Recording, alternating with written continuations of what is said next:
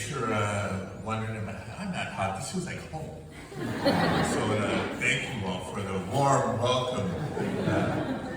It is great to be back in Imperial Valley.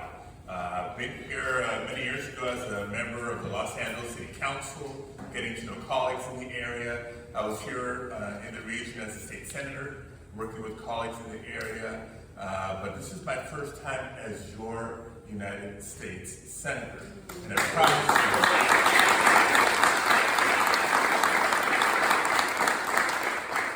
you it will not be the last. If for no other reason, because I hear about the needs of the community regularly from Congressmember Ruiz, from State Senator Padilla. Senator Padilla has a good ring. And from Assemblymember Garcia and all the local community and tribal leaders that have put into work for many, many years that brings us to today. You're going to hear the theme of partnership and sort of a mutual recognition for an important reason.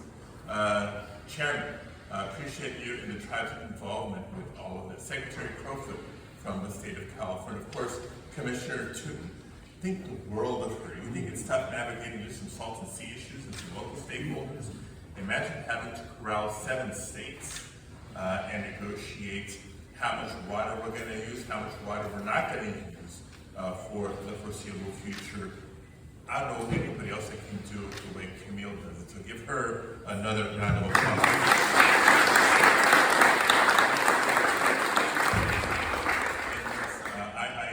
Among the key stakeholders that is making today's ribbon cutting and soon to be, today's groundbreaking and soon to be a ribbon cutting possible.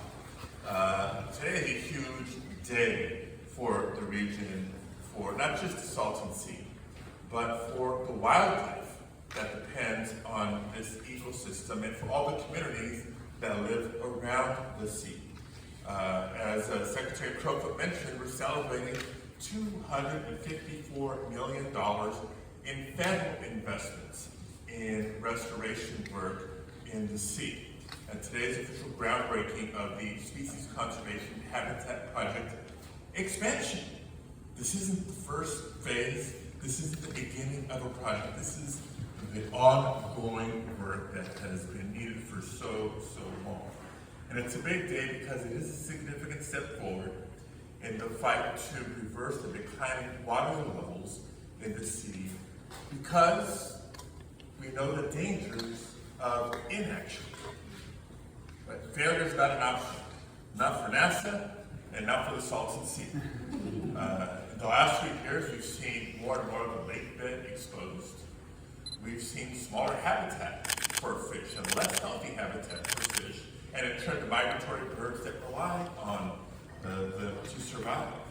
And equally concerning, if not most concerning, is the toxic dust that's now emanating to communities in the region. And when you have the windstorms blow them into local communities, we end up with the higher rates of asthma, the illness that it causes. And so you take it all together, this is an environmental issue, this is a climate change and a drought issue, but it is equally a public health issue. Right, Dr. Ruiz? Right. This is a public health issue. And that's what really drove our commitment to fighting for not just the Inflation Reduction Act package as a whole, but the specific provisions to bring needed resources to the Salton Sea. Especially in light of the recent water conservation agreements by federal and local partners that are part of us navigating the declining water levels of the Colorado River. We know that there are sort of downward spiral impacts of those reductions, and we need to have plans for how to manage those in a healthy way. So I can go on and on. I just want to thank my partners and thank the local community for your continued voice and advocacy in all this. It's always great to work with my colleagues in Congress. I want to take a moment to recognize the late Senator Dianne Feinstein. It's been just over a year since she passed, but she fought so hard for the sea and for the region throughout her time in Congress. I wanted her voice to be recognized because she was here when we were finalizing and approving the Inflation Reduction Act. And for all that we are celebrating, as Secretary Crowfoot has said, we have much more work to do. So we recognize that this groundbreaking is just the latest step on the road to restored habitats and healthier lives here in Imperial Valley and for so many Californians. Thank you all.